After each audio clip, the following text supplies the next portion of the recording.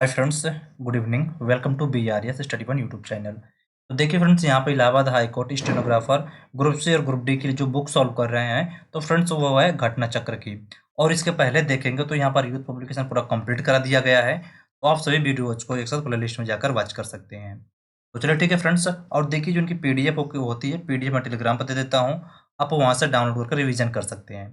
चलिए ठीक है, यहाँ पर GS की पार्ट 3 वीडियो है, तो चलिए ठीक है, इसको स्टार्ट करते हैं। तो यहाँ पर पहला क्वेश्चन कह रहा, यात्री इब्न बतूता निम्नलिखित में से किस देश से आया था? तो देखिए फ्रेंड्स, जो इब्न बतूता था यह किस देश से आया था? तो हो जाएगा मोरक्को से। ठीक ना, किस देश से? ये हो जाएगा मोरक्को से। और ये भारत कब आया था? तो फ्रेंड्स भारत आया था 1333 में। ठीक ना, कब? 1333 में। और ये किसके शासनकाल में आया था? ठीक ना, किसके शासनकाल में आया था? तो फ्रेंड्स हो जाएगा मोहम्मद बिन तुगलक के। ठीक ना, किसके? मोहम्मद बिन तुगलक के शासन में यह भारत आया था। यहाँ से देखेंगे तो अगर इब्न बतूता से क्वेश्चन पूछा जाएगा, ये किसका कहाँ से आया था, कब आया था और किसके शासनकाल में आया था? तो यहाँ पे इसका राइट बनेगा ऑप्शन नंबर डी। अगला क्वेश्चन कह रहा, लॉर्ड कॉर्नवालिस ने अस्थायी बंदोबस्त प्रणाली की शुरुआत कहाँ से की थी? तो कहाँ से की थी? तो फ्रेंड्स ये हो जाएगा बंगाल और बिहार से। ठीक ना, कहाँ से? बंगाल और बिहार से। और यह कहाँ तक फैला हुआ था? ठीक ना, अगर ये पूछा जाए कहाँ तक फैला हुआ था, तो देखिए फ्रेंड्स ये बंगाल बिहार। ठीक है, बंगाल, बिहार, उड़ीसा। एक सेकेंड। बंगाल, बिहार, उड़ीसा और उत्तर प्रदेश तक ये फैला हुआ था। और इसकी शुरुआत कब की गई थी? तो फ्रेंड्स इसकी शुरुआत 1793 में। ठीक है ना, कब? 1793 में। और ये जो अस्थाई बंदोबस्त है, इसको फ्रेंड्स जागीरदारी और मालगुजारी भी कहा जाता है। ठीक ना, सॉरी, जागीरदारी और मालगुजारी, मालगुजारी भी कहा जाता है। तो यहाँ पे इसका राइट क्या बनेगा? तो राइट बनेगा आपका ऑप्शन नंबर बी। और देखिए फ्रेंड्स, यहाँ पर 25 में से कितने क्वेश्चंस आपके सही हो जा रहे हैं, तो आप यहाँ पर कमेंट करके बता सकते हैं। अगला क्वेश्चन कह रहा, भारतीय संविधान के किस भाग में संघीय कार्यपालिका का प्रावधान है? ठीक ना, संघीय कार्यपालिका। तो देखिए फ्रेंड्स, जो संघीय कार्यपालिका है इसका उल्लेख किस भाग में मिलता है? तो भाग 5 में। ठीक है ना, किस में? भाग 5 में। और जो भाग 3 है, भाग 3 में किसका? तो फ्रेंड्स यहाँ पर बनेगा मूल अधिकार। ठीक है, किसका? यहाँ पर हो जाएगा मूल अधिकार। भाग 4 में, सॉरी, भाग 6 में क्या है? तो यहाँ पर भाग 6 राज्य का वर्णन मिलता है। ठीक है, किसका? राज्य का। और जो भाग 4 है, इसमें नीति निर्देशक तत्व। ठीक ना, क्या है इसमें? इसमें हो जाएगा नीति निर्देशक तत्व। नीति निर्देशक तत्व। तो यहाँ पे इसका राइट बनेगा ऑप्शन नंबर ए। अगला क्वेश्चन कह रहा, क्वेश्चन नंबर 59 कह रहा, भारत का राष्ट्रीय धरोहर पशु निम्नलिखित में से कौन है? भारत का राष्ट्रीय धरोहर पशु कौन सा है? तो फ्रेंड्स वो हो जाएगा हाथी। ठीक ना, कौन है? हाथी। और यहाँ पर राष्ट्रीय धरोहर बनाने का रीजन ये था कि हाथियों को संरक्षण करने के लिए। ठीक ना, इसको तो हाथियों को संरक्षण करने के लिए। और ये स्टार्ट कब हुआ था? तो फ्रेंड्स ये स्टार्ट हुआ था 2010 में। ठीक ना, कब? 2010 में। अगला क्वेश्चन कह रहा, भारत के पार्लियामेंट को क्या कहा जाता है? ठीक ना, मतलब किस नाम से और भी जाना जाता है? तो देखिए, जो इंडिया का जो पार्लियामेंट है इसको संसद के नाम से भी जाना जाता है। ठीक ना, किस नाम से? तो संसद के नाम से भी इसको जाना जाता है। अगला क्वेश्चन कह रहा, क्वेश्चन नंबर 61 कह रहा, राज्य विधानसभा यानी स्टेट लेजिस्लेचर के दो सत्रों के बीच अधिकतम समय अंतराल कितना होता है? तो फ्रेंड्स इनमें अधिकतम 6 मंथ का। ठीक है ना, कितना? 6 मंथ का इसमें अंतर होता है। इसका राइट बनेगा ऑप्शन नंबर ए। अगला क्वेश्चन कह रहा, पश्चिमी घाट और पूर्वी घाट का मिलन स्थल क्या है? पश्चिमी घाट और पूर्वी घाट का मिलन स्थल कौन सा है? तो फ्रेंड्स वो हो जाएगा नीलगिरी पहाड़ियाँ। ठीक है ना, कौन सा? वो हो जाएगा नीलगिरी पहाड़ियाँ। और देखिए जो नीलगिरी पहाड़ियाँ ये कहाँ तक फैली हुई हैं? ठीक है, ये तमिलनाडु, तमिलनाडु, कर्नाटक, कर्नाटक और केरल, केरल तक फैली हुई हैं। और यहाँ पर देखेंगे अगर नीलगिरी पहाड़ियों से क्वेश्चन पूछा जाएगा, तो पूछा जाता है कि इसकी सर्वोच्च चोटी कौन सी है? ठीक है ना, इसकी सर्वोच्च चोटी कौन सी है? तो सर्वोच्च चोटी हो जाएगा दोद्दा बेटा। ठीक है ना, कौन सा? दोद्दा। ठीक है, दोद्दा बेटा। अगला क्वेश्चन कह रहा है, क्वेश्चन नंबर 63 कह रहा, पंजाब राज्य निम्नलिखित में से किस प्राकृतिक संसाधन से समृद्ध है? पंजाब राज्य निम्नलिखित में से किस प्राकृतिक संसाधन समृद्ध है? तो फ्रेंड्स ये हो जाएगा उपजाऊ मिट्टी से। ठीक है, किससे? उपजाऊ मिट्टी। ये देखिए क्वेश्चन रिपीट हो चुका है, इसके पहले वाले भी सेट में था।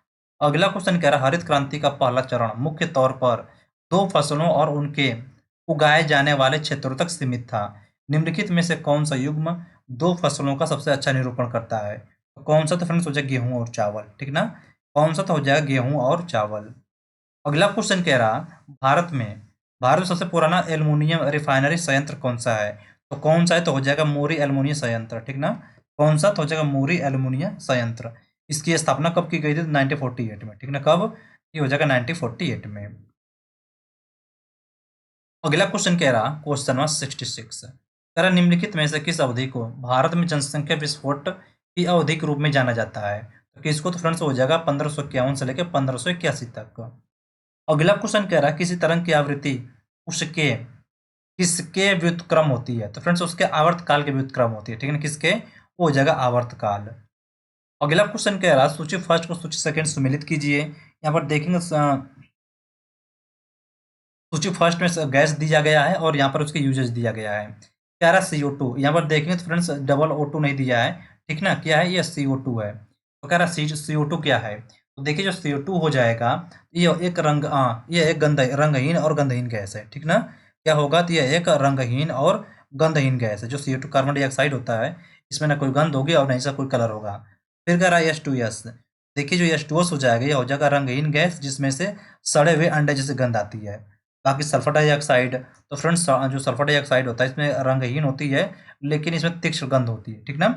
यानी कौन सा बनेगा? तो 2 1 3 2 1 3 इसका राइट अच्छा बनेगा ऑप्शन नंबर सी। अगला क्वेश्चन कह रहा, क्वेश्चन नंबर 69 कह रहा, निम्नलिखित में से कौन सा विटामिन हमारी त्वचा और आंखों को स्वस्थ रखने में सहायता करता है? तो फ्रेंड्स कौन सा था? विटामिन ए, ठीक ना। और विटामिन ए का सबसे अच्छा स्रोत क्या होता है? तो होता है गाजर, ठीक ना। अगर आंख मान कर चलिए कोई प्रॉब्लम हो रहा है तो आप यहाँ पर गाजर खा सकते हैं। और यहाँ पर देखिए फ्रेंड्स इनका इनका जो रासायनिक नाम वो भी पूछा जाता है। तो देखेंगे यहाँ पर विटामिन ए का रासायनिक नाम क्या हो जाएगा? तो विटामिन ए का रासायनिक नाम होता है रेटिनॉल, ठीक ना। क्या होगा? तो ये हो जाएगा रेटिनॉल। रेटिनॉल। और जो विटामिन बी होगा, विटामिन बी का थायमीन, विटामिन बी का थायमीन। और विटामिन सी का होता है एस्कॉर्बिक एसिड, ठीक है ना। क्या होगा? एस्कॉर्बिक, एस्कॉर्बिक हो जाएगा। और जो विटामिन डी होता है इसका हो जाएगा टोकोफेरॉल, ठीक ना। क्या होगा? ये हो जाएगा टोकोफेरॉल। तो यहाँ पर इसका राइट बनेगा ऑप्शन नंबर सी। अगला क्वेश्चन क्या है, निम्नलिखित में से कौन सा एक विषाणु जनित रोग है? ठीक है। और चलिए ठीक है, तो विषाणु और जीवाणु में आपको मैं थोड़ा सा ट्रिक बता रहा हूँ जिससे आपको रटना नहीं पड़ेगा। देखिए फ्रेंड्स क्या है ना, जैसे विषाणु वाले जितने भी रोग होंगे ये छुआछूत से फैलेंगे, ठीक है ना, छूने से। और इस जीवाणु में ऐसा नहीं होगा। अगर चिकन पॉक्स तो इसका राइट आंसर हो जाएगा। बाकी मलेरिया में छुआछूत वाले मैटर नहीं है, काली खांसी भी नहीं है, और टीबी यानी कि ट्यूबरक्लोसिस, ठीक ना, इसमें भी नहीं है। तो राइट क्या बनेगा? तो राइट बनेगा आपका ऑप्शन नंबर ए। अगला क्वेश्चन कह रहा है, क्वेश्चन नंबर 71 कह रहा है, निम्नलिखित में से कौन सा सभी जीवित जीवों के लिए ऊर्जा का अंतिम स्रोत है?